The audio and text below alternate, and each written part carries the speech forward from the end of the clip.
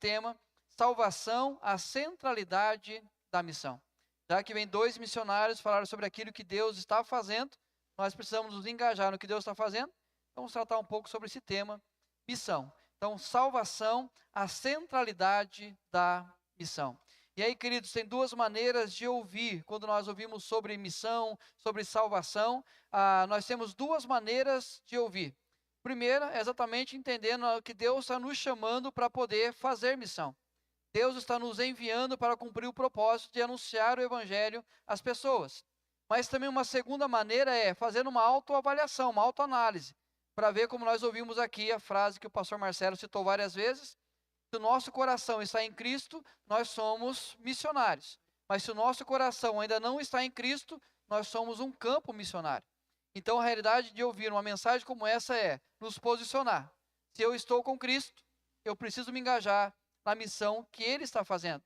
Mas se ainda não tenho uma certeza da minha salvação, essa mensagem é para esclarecer o quanto eu preciso entregar meu coração a Cristo. O quanto que eu preciso tê-lo como meu Senhor e Salvador. E aí então o Espírito Santo vai mover de forma particular em cada um sobre aquilo que nós iremos ouvir hoje e também no próximo domingo nessa temática. Salvação, a centralidade da missão. A igreja tem sido negligente com a missão de anunciar o evangelho. Ela tem feito de forma parcial. Peraí, gente.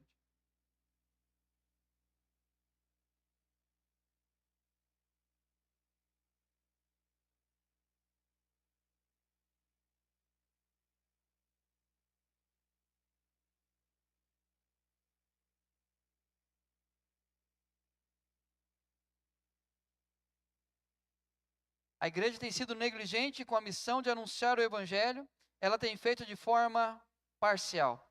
Quando nós olhamos a missão que Cristo deu a nós, de anunciar as boas novas de salvação, de compartilhar o evangelho, de falar da mensagem da cruz, nós percebemos que a igreja continua proclamando a palavra, a igreja continua pregando, a igreja continua fazendo seus encontros, mas quando se trata em anunciar o evangelho, ela tem feito de forma parcial e, por consequência disso, tem sido negligente com a missão que Deus deu à igreja.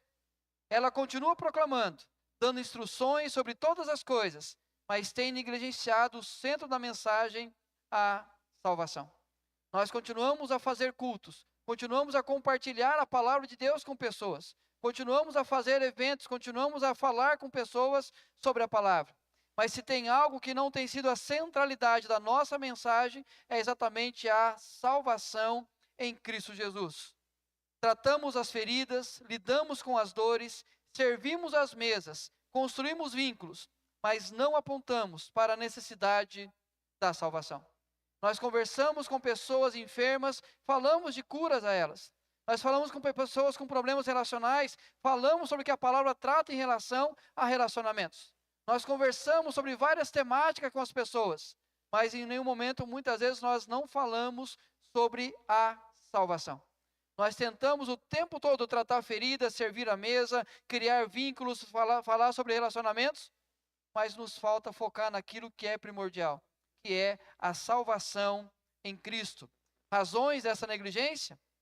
Primeiro, a nossa descentralização do evangelho. Nós muitas vezes nos acostumamos tanto com a palavra da cruz, com a mensagem do Cristo, que nós então não focamos mais nisso. Nós focamos no culto, no que é o louvor, no que é a cada trabalho que a igreja faz, nos seus eventos. Nós focamos naquilo que é a família, falamos sobre a vida das crianças, falamos tudo, mas não falamos sobre o evangelho em si.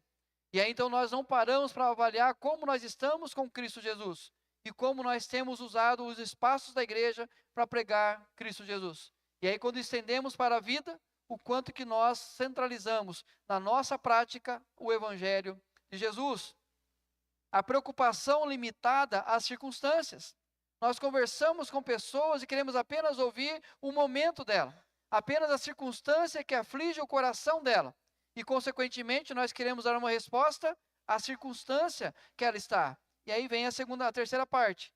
A satisfação apenas pela solução momentânea.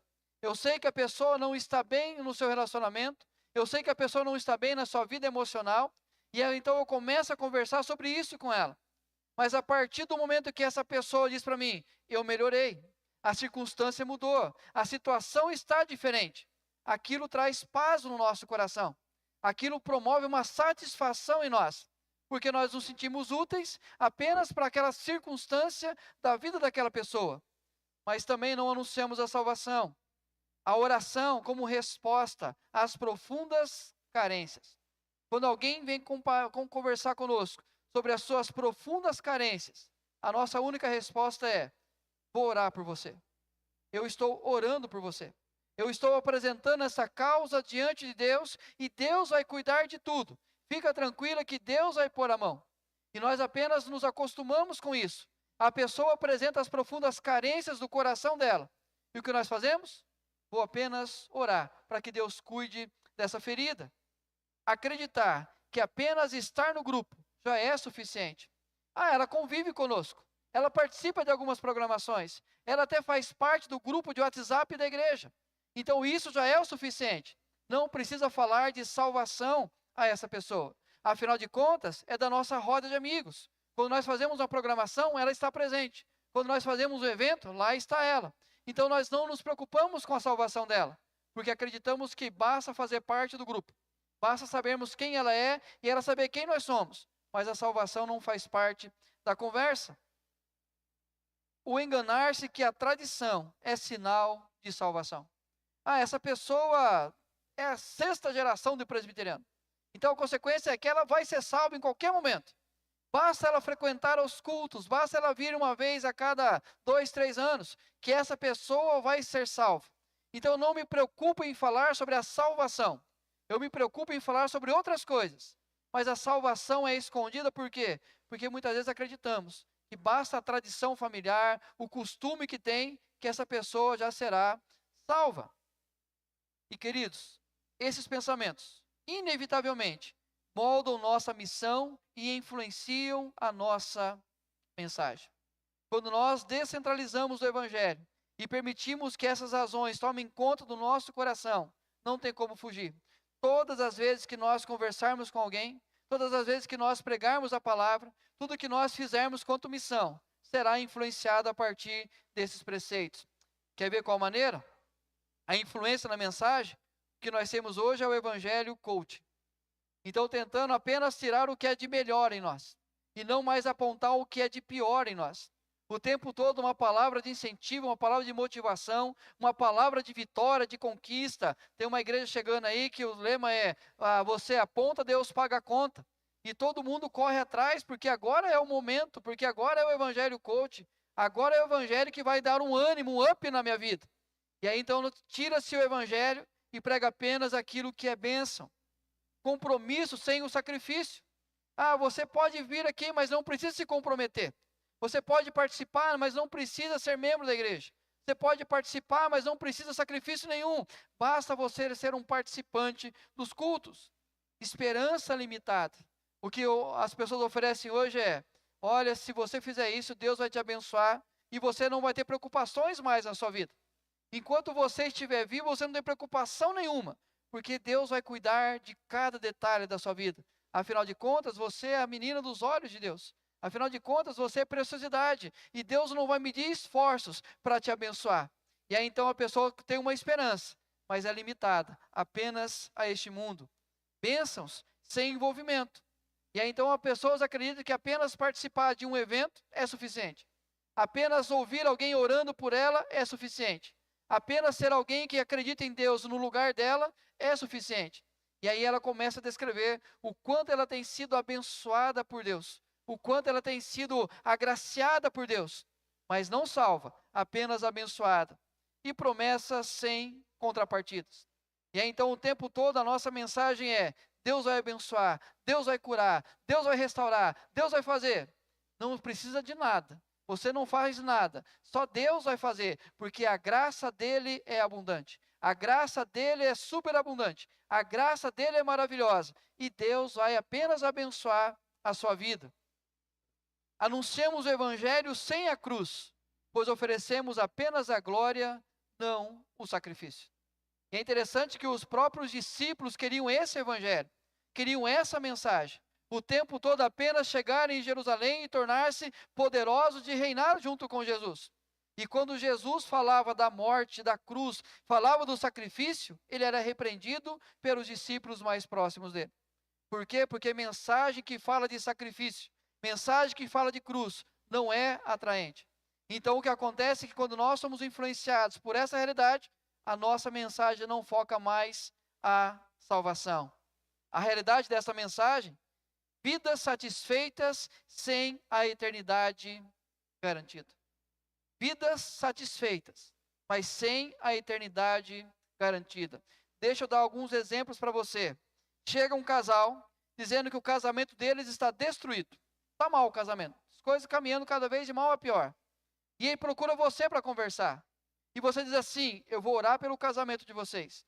E você ora para Deus moldar, Deus mudar, Deus cuidar, Deus fazer diferente. E repentinamente aquela pessoa chega para você e fala assim: olha, Deus abençoou meu casamento. O meu casamento está uma bênção agora. Tudo melhorou no meu casamento.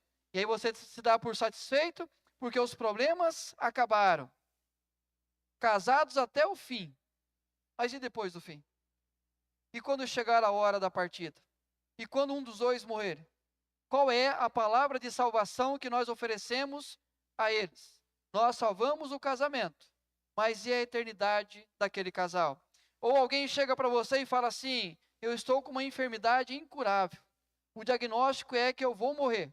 Aí você diz assim: não, com Deus não há diagnóstico fechado. Nós iremos orar pela sua vida e Deus vai curar você. Deus vai e cura aquela vida. E a pessoa chega para você e fala assim: olha, graças a Deus estou curado. E aí vem a salvação. O que aconteceu da salvação? Nós não conversamos sobre isso. Mas curados, graças a Deus. Mas e se não forem curados? O que acontecerá com eles? Se a pessoa que disse a você que está em um estado terminal, e você apenas disse orar por ele, que Deus vai curar e vai tratar.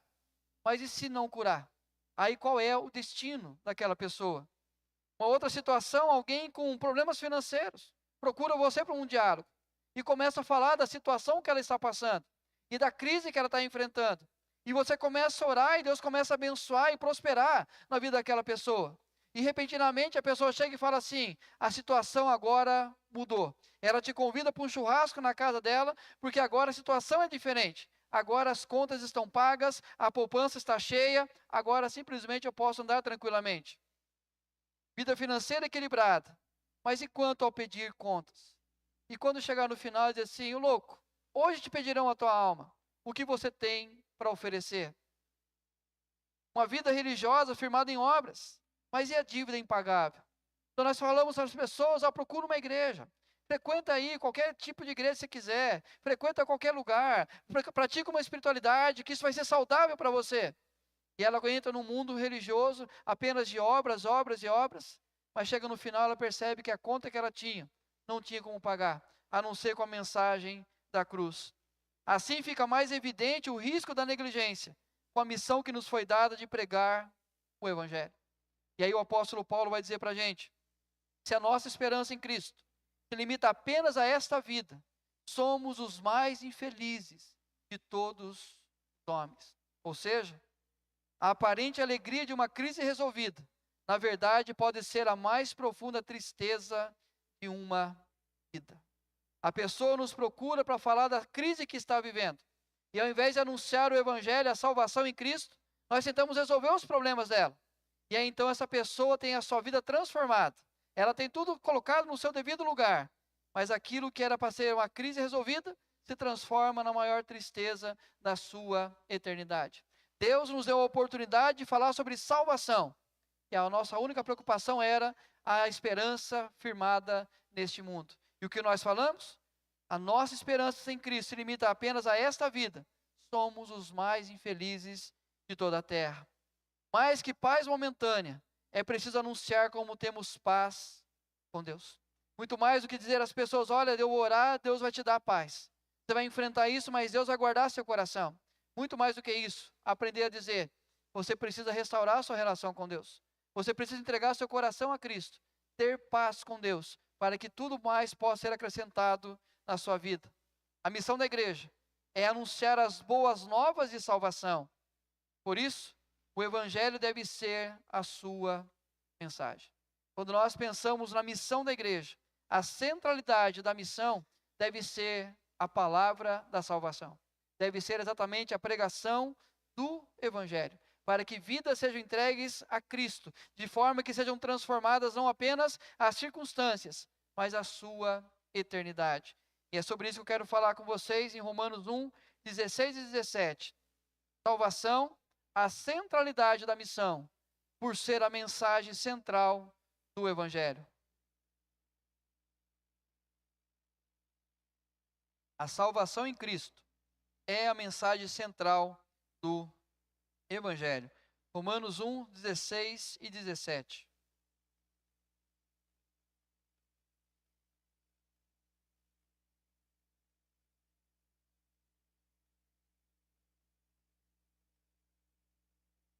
Diz assim: pois não me envergonho do evangelho, porque é o poder de Deus para a salvação de todo aquele que crê, primeiro do judeu e também do grego. Visto que a justiça de Deus se revela no evangelho de fé em fé, como está escrito: o justo viverá por fé. Queridos, Paulo em Romanos trata sobre todas as áreas da vida, do casamento à relação com a igreja. Então, quando você lê a carta do apóstolo Paulo aos Romanos, você vai perceber o quanto que ele trata ao longo de toda a carta.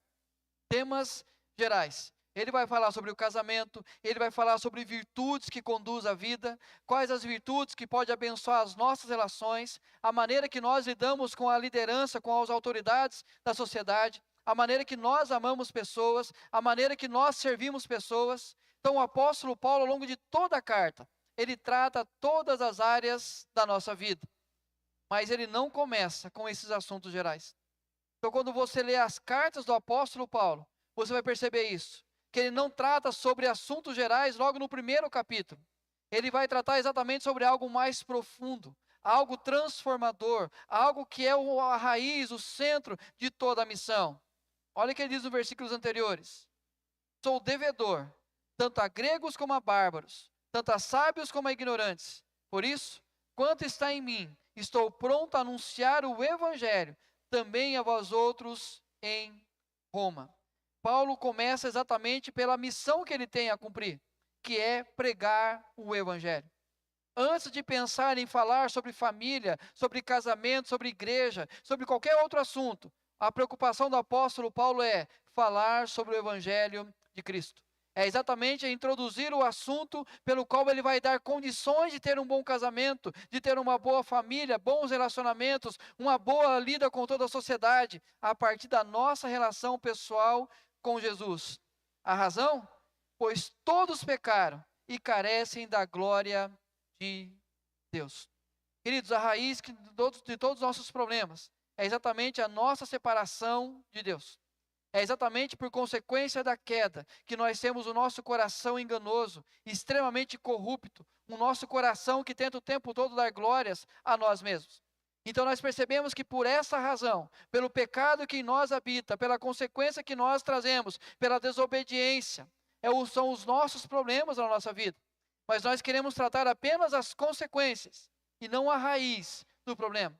Nós queremos apenas tratar o que está acontecendo na vida de pessoas, mas não tratar aquilo que é a raiz de todo o mal, que está no coração, que é o pecado. Antes de ensinar como deviam viver, Paulo ensina a razão de tanta maldade no ser humano. É esse princípio que o apóstolo Paulo vai seguir nas suas cartas. Antes de tentar cuidar sobre casamento, cuidar sobre outros relacionamentos, cuidar sobre vida financeira, vida espiritual, ele começa tratando exatamente sobre aquilo que é o mal do nosso coração, a queda, a nossa separação de Deus. Antes de ensinar sobre a realidade do reino, era preciso tratar sobre como serem livres para viver no reino. Então, antes de falar sobre o reino de Deus, as bênçãos de Deus, a fidelidade dele, é preciso dizer como que você entra nesse reino, como que você passa a fazer parte da realidade desse reino e como que você alcança a graça por meio da participação desse reino. Eis a razão da salvação ser a centralidade da missão. E é por isso que toda a nossa conversa precisa começar pelo evangelho. É por isso que toda conversa precisa dizer a realidade do pecado, a realidade do afastamento de Deus e mostrar que, por consequência disso, todos os males passam a fazer parte da nossa vida. Então, primeiro é preciso pregar o Evangelho. Qualquer transformação real deve partir da restauração da relação por meio da salvação. Esta é a mensagem do Evangelho. Qualquer restauração na nossa vida, em qualquer área, começa tratando a realidade do pecado, começa tratando a nossa distância de Deus, começa através da mensagem da cruz, da mensagem do Evangelho. Queridos, 3 lições desse texto, por ser a mensagem central do Evangelho, pois é o poder de Deus para a salvação do que crê. A mensagem central da missão é a salvação, e a mensagem vai ser o Evangelho, porque é o poder de Deus para a salvação. Não é o poder de Deus para abençoar a nosso lar, a nossa família, as nossas finanças, não é isso. É sobre salvação. O apóstolo Paulo nos ensina que a missão deve ser feita e iniciada exatamente a partir da pregação do Evangelho. Olha o que ele diz no versículo 3 e 4. Com respeito a seu filho, o qual, segundo a carne, veio da descendência de Davi e foi designado Filho de Deus com poder, segundo o Espírito de santidade, pela ressurreição dos mortos, a saber, Jesus Cristo, o nosso Senhor. Então o apóstolo Paulo introduz a carta, se você parar para ler todos os primeiros versículos, e vai perceber o quanto ele fala sobre o Evangelho, o quanto ele fala sobre o Cristo, o quanto ele fala sobre a obra da salvação, o quanto é importante crer nessa mensagem daquilo que Cristo fez por nós, para que possamos então entender que começa exatamente pela salvação. Paulo não colocou sua confiança em filosofias, tradições ou estratégias humanas. Sua confiança estava no Evangelho. É interessante o quanto que nós muitas vezes aconselhamos pessoas. E a nossa maior preocupação é tentar trazer ferramentas para mostrar o quanto ela pode melhorar na sua prática diária. Mas não falamos sobre a realidade do Evangelho. O quanto é importante entregar o coração a Cristo, reconciliar a sua vida com Deus, para que aí sim as demais coisas possam ser transformadas. Ou seja, o apóstolo Paulo não confia em filosofias, tradições ou estratégias.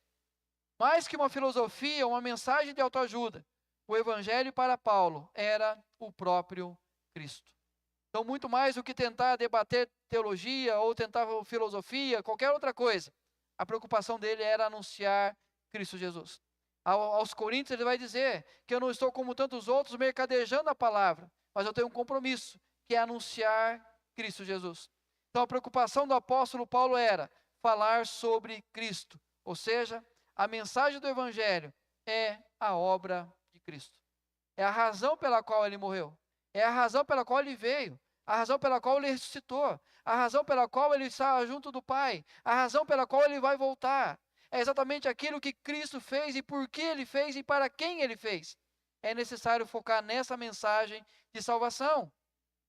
A mensagem do Evangelho é a resposta procurada e necessitada pelo ser humano. Todo o vazio, todo o desespero humano, toda a maldade que o ser humano vive, ele procura uma mensagem que lhe traga transformação. Uma mensagem que traga cura. Uma mensagem que dê a ele um sentido da sua existência. É exatamente o que o Evangelho faz com cada um de nós.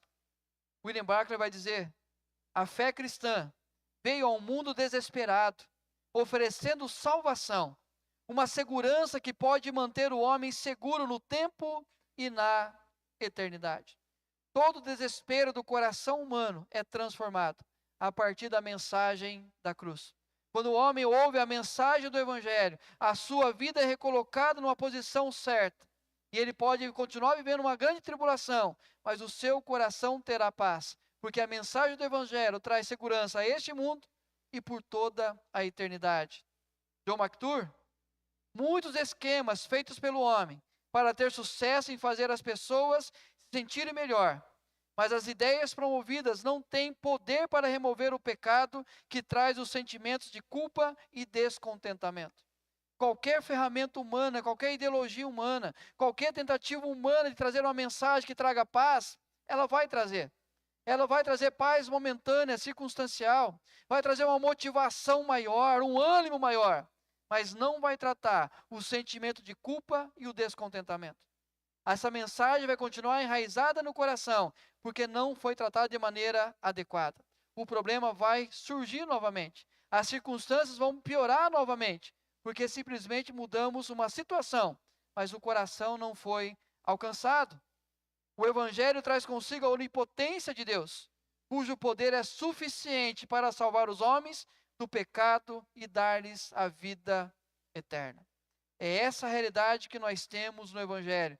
John MacArthur, mas antes dele, o apóstolo Paulo também disse: certamente, a palavra da cruz é loucura para os que se perdem, mas para nós que somos salvos é o poder de Deus.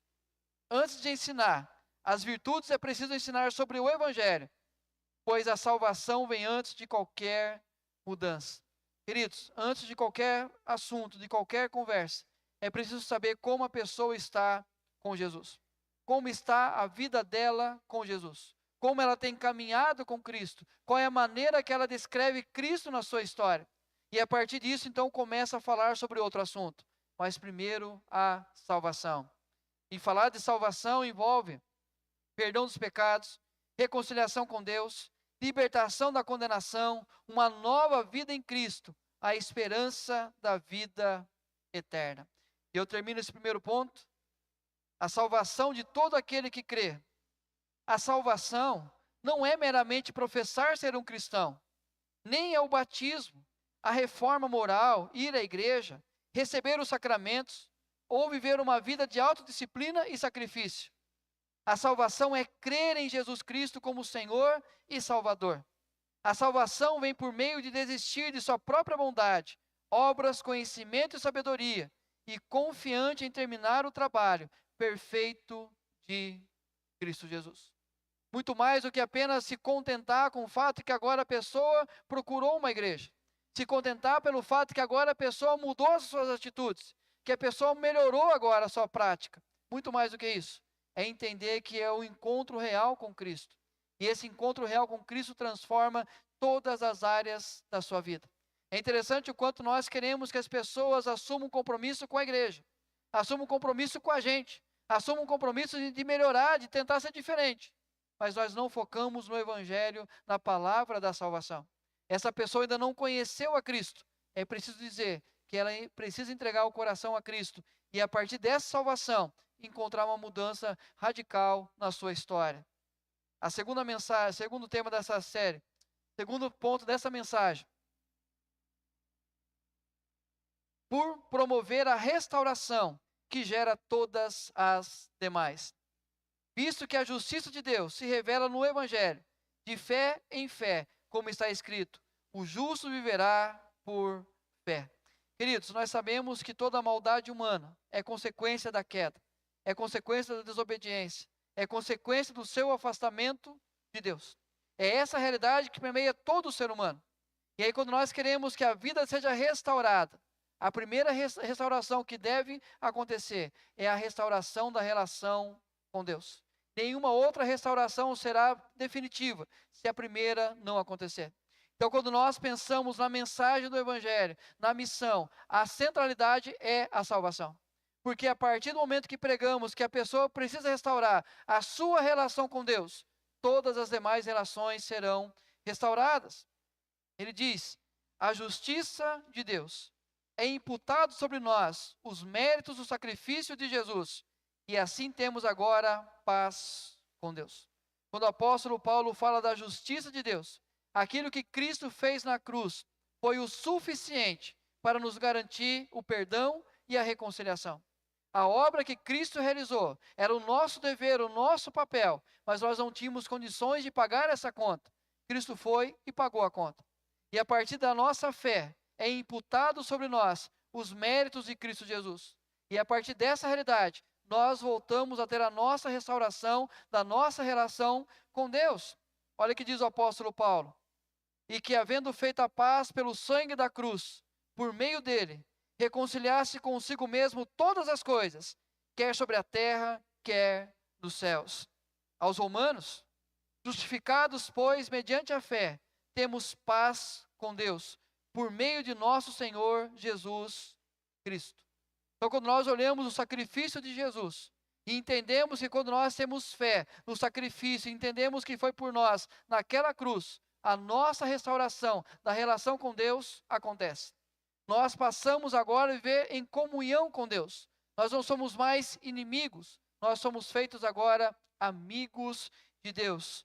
Nas palavras de William Barclay, para Paulo, a obra total de Jesus foi tornar os homens capazes de olhar nessa nova e preciosa relação com Deus. O temor foi embora e chegou o amor. O Deus a quem os homens tinham considerado um inimigo, converteu-se em amigo. A partir da mensagem do Evangelho, nós anunciamos que aquelas pessoas que são inimigas de Deus, que estão alheias à vontade dele, estão sozinhas no mundo sem esperança, a partir do Evangelho, muda-se a relação, muda-se o posicionamento. Agora uma relação restaurada com Deus. Agora, a partir desta restauração, todas as outras podem acontecer. Essa restauração proporciona a possibilidade de vivermos uma nova vida, uma nova realidade livre de nossos pecados, de nosso egoísmo e de nossos traumas. Agora, a partir da reconciliação com Deus, por meio de Jesus, nós podemos então ter a nossa vida restaurada. De toda a culpa que carregamos, de todos os traumas que nós temos e da própria realidade da maldade do nosso coração, do egoísmo que nós temos. Porque agora nós somos livres disso. E agora nós podemos então viver essa liberdade em todas as outras áreas da nossa vida. A paz com Deus é o caminho da paz em todas as áreas da nossa vida.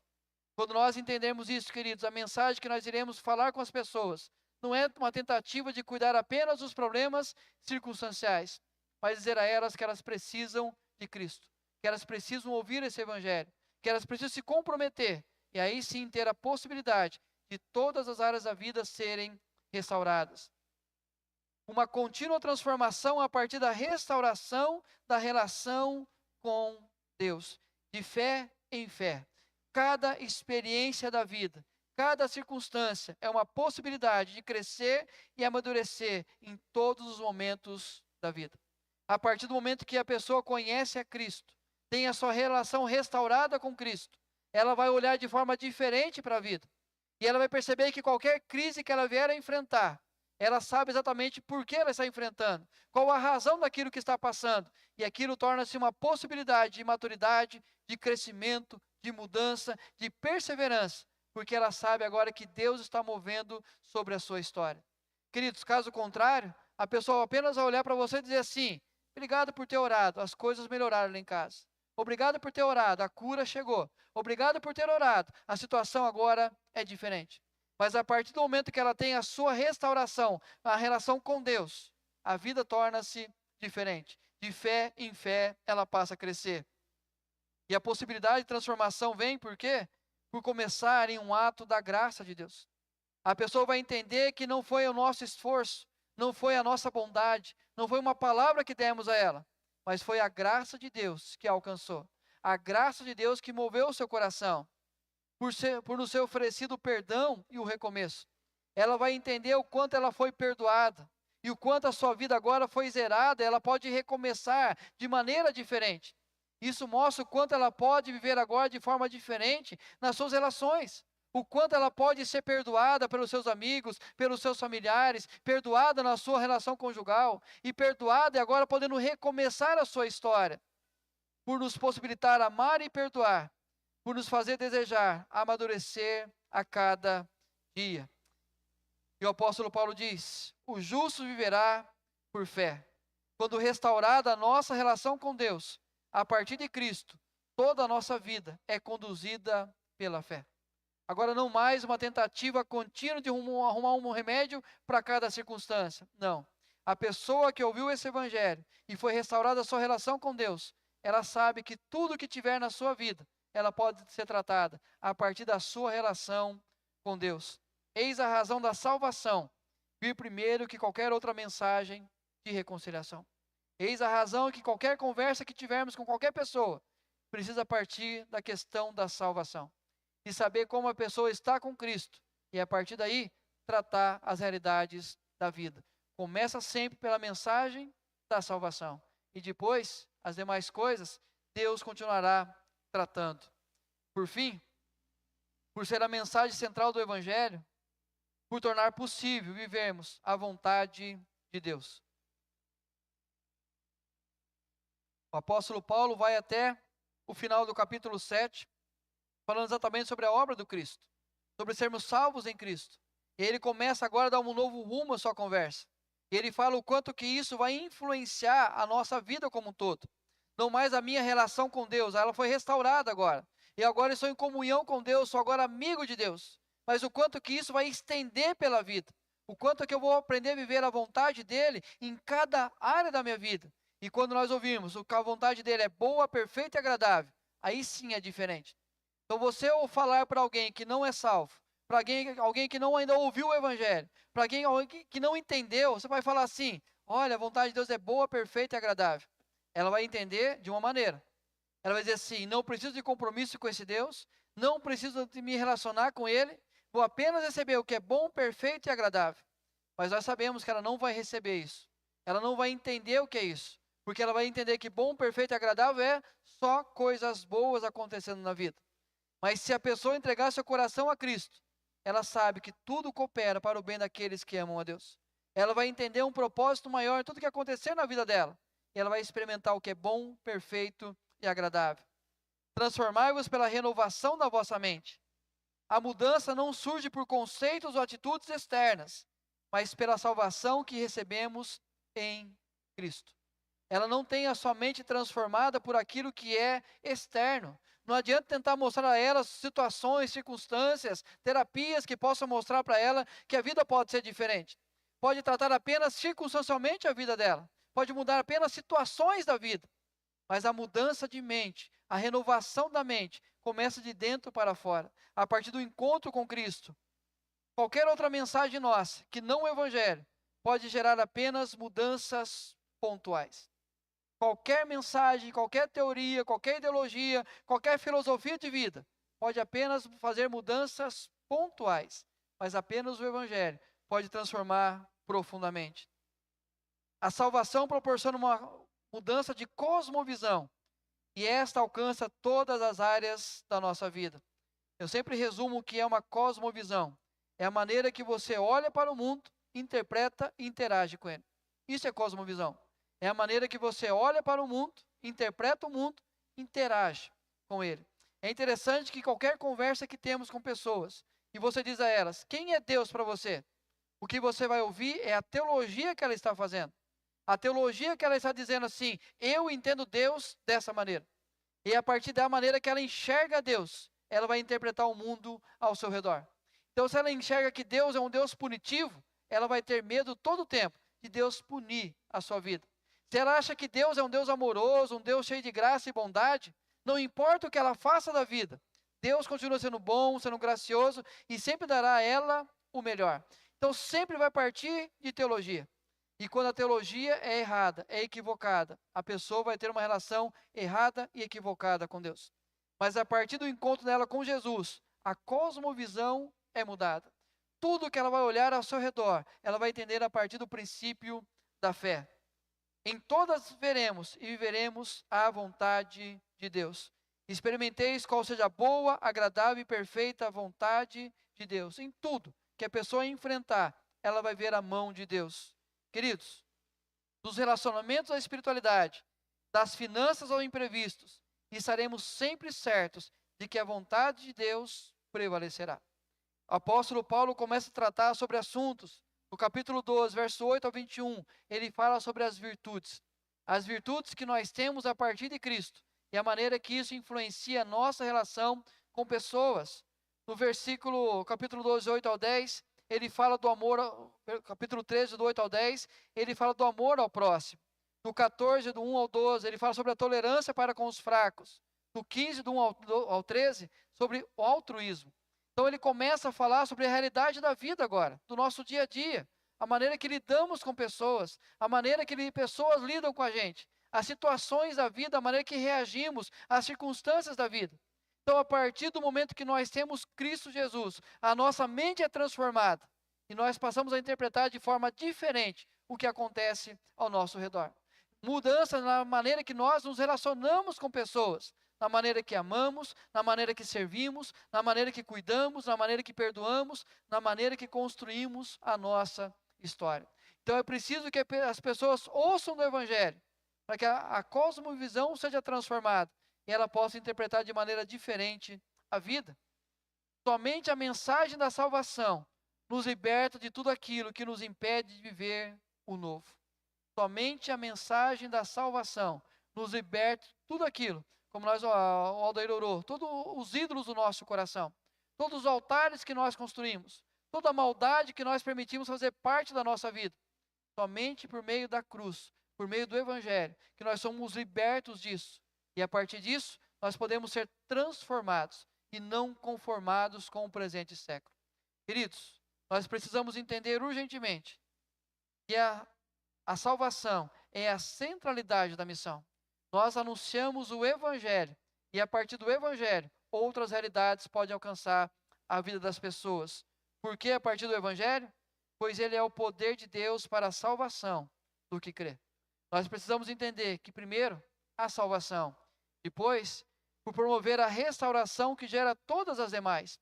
Se a pessoa restaurar a sua relação com Deus, facilita restaurar um casamento, restaurar um relacionamento, restaurar os problemas emocionais que ela tem, restaurar, transformar a sua história a partir desse encontro com Deus. E queridos, e aí sim experimentar qual é a boa, perfeita e agradável vontade de Deus. Então que possamos entender que a centralidade da missão é o Evangelho, é a palavra de salvação. Antes de tentar tratar apenas as circunstâncias, aquilo que é circunstancial, aquilo que é momentâneo, lembre-se que nós somos chamados como igreja para pregar o Evangelho, para dizer que as pessoas sem Cristo sabem o destino delas. A pessoa com Cristo sabe exatamente o quanto que passa a ter restaurada a sua relação com Deus. Agora cabe a nós fazer uma autoanálise. Qual lugar nós estamos? Se nós estamos apenas ouvindo aquilo que não é o compromisso com o Evangelho, ou se nós estamos comprometidos com o Evangelho. Se nós somos aqueles que são campos missionários, ou se nós somos missionários. Se nós entendemos o quanto que a nossa cosmovisão é mudada, porque nós somos restaurados com Cristo, ou quanto nós precisamos urgentemente entregar nosso coração a Cristo e ter a nossa relação restaurada, para daí sim possibilitar todas as restaurações na nossa vida.